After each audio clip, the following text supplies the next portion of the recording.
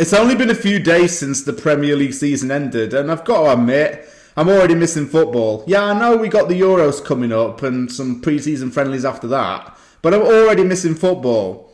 And for this channel, instead of doing regular game updates and previews, I'm going to be doing a lot of transfer stories and a lot of off the press and over to you videos. This is off the press.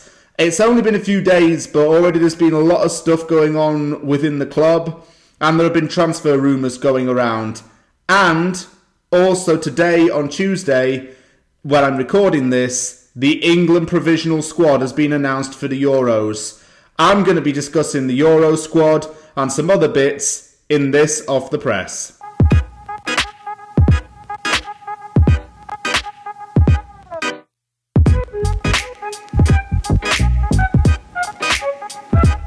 This is my first Off the Press of the off-season, and most of these videos are going to be consisting of a lot of intel from within the club, as well as a lot of transfer stories.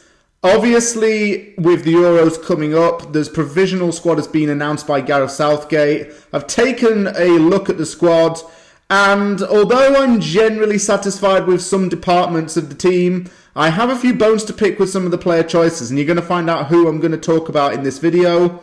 Also, West Ham's transfer budget for this summer has been revealed and subsequently confirmed by reliable sources. And finally, there's some news regarding the future of David Moyes and his coaching staff. Gareth Southgate's announced a provisional squad for Euro 2020. It consists of players that may or may not go to the Euros. He has yet to make a final decision on them. Some of the names in this are quite obvious. Players such as Mason Mount, Declan Rice, Trent Alexander-Arnold, Dean Henderson are in there. Names that we somewhat expected to be in the provisional squad. Jesse Lingard's even been put in there to add another West Ham player. I have checked all of the areas of goalkeeper, defence, midfield and striker. Midfield doesn't really bother me too much. The striker doesn't bother me too much either, but my main concern is some of the names in the defence. I'm not sure how Connor Cody and Ben White have got in there when there's been players like Fikayo Tomori and Ezri Konsa who have played better this season. Konsa not being in the England team doesn't make sense to me because Konsa has been better than Cody or even Ben Godfrey this season. Konsa is a very aerial defender. He's good with set pieces. He's really good at heading the ball. Although Connor Cody has had a really good season for Wolves, I don't think that he's been better than Konsa. And really more to the point, Konsa deserves a place in the England team, in my opinion. Tyrone Mings should not be in there. I don't know why he's been put in there.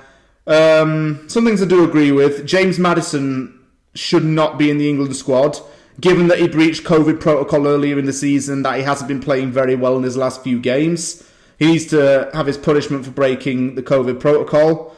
The national team manager should do something about that. Kieran Trippier, Reece James, Trent Alexander-Arnold are in there. TAA, as much as I like him as a player, he can't really defend. My issue is that he can't defend very well. Reece James definitely should be in there. Trippier is a player I've always liked as well. Ben Chilwell's in there. Great choice to have as a player.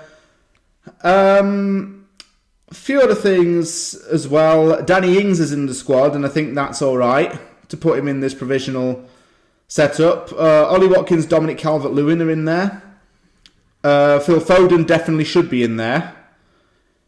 But overall, it's the defence that gets me. The defence shouldn't really be having Ben Godfrey or Connor Cody in there. I don't think those two really should be going off to the Euros. Konsa should be in there for sure. I mentioned him so many times. Maybe even Lewis Dunk should get a shout in there because he's been good for Brighton this season. But when we get an official announcement of the squad, I'll be able to examine it probably in a bit more detail. And just get a bit more depth into what's going on with the overall selection. I'll probably give like a lineup as well, my predicted lineup for the Euros at a later time in another off the press, or maybe an over to you, and get your opinions on that. But I just want to give my thoughts on this provisional squads. It's just a defence that worries me a bit. Some of the selections in there, but the midfield and the striker elements are alright. I have no real complaints about those. The transfer budget has been revealed for this summer, and it's a very good number. Claren Hughes said that David Moyes will be given 75 million to spend.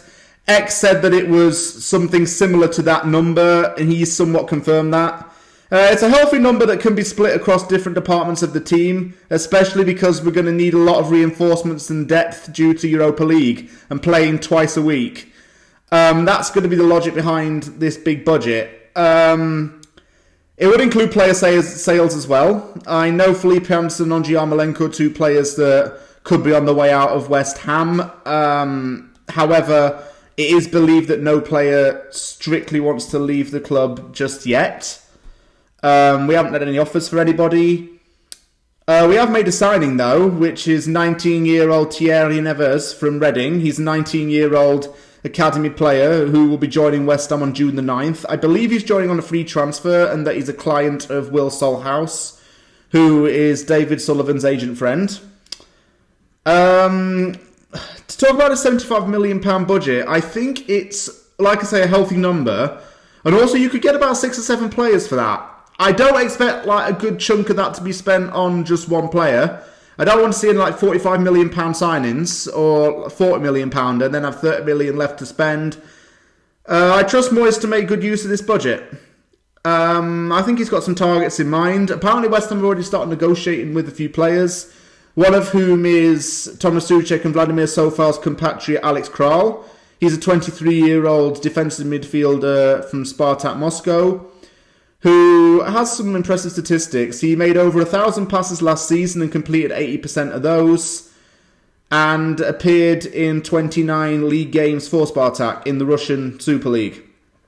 Overall, like I say, that's just a good number to have. 75 million could be very, very well spent, and we need that depth. I trust Moyes to be very canny with the spending and not to throw it about all willy-nilly, i.e. panic buy or make stupid signings that end up being a lot of money and don't pay off.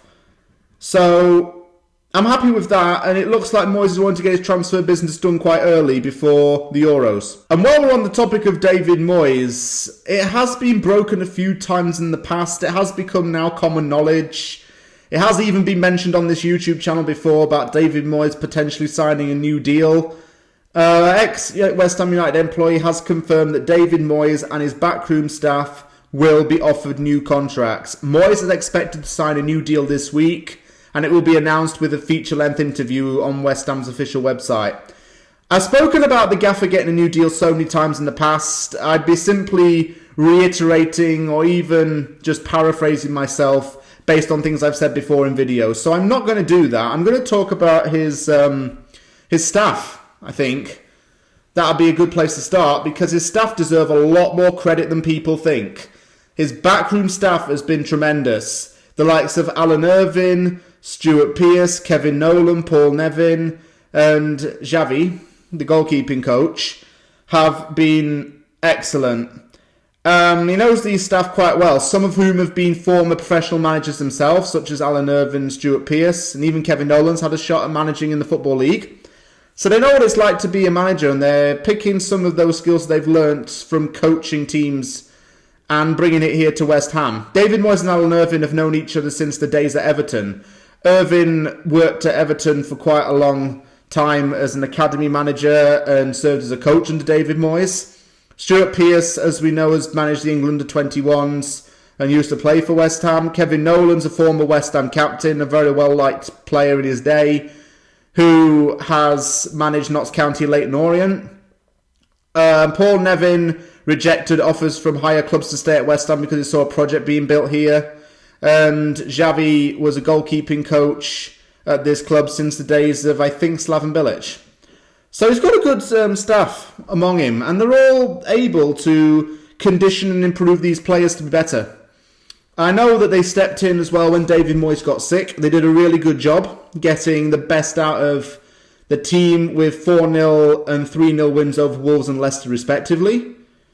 I think that David Moyes puts a lot of trust in his staff, and I think that they're just as big part of this puzzle as David Moyes is. I really like his backroom staff. They're great people, and they fully deserve these new deals. David Moyes definitely deserves his, but he hasn't got to where he is without the people in his backroom staff building those foundations for him and giving him that additional support, even when he was sick and even when he was in good health managing on the touchline. And even in training as well. They've been helping out and really helping the players. They do more work than we think. Thank you very much for watching this episode of Off the Press. If you like the video, hit the like button and do not forget to subscribe for more content. I want to hear your thoughts on these topics as well. Tell me what you think about England's provisional squad. I want to know who you would sign with this money. And also, tell me what you think of David Moyes' backroom staff. Do they get as much credit as they should get, or do you think that fans sometimes forget about them? Thank you very much for watching this video. Take care, and I'll see you all soon.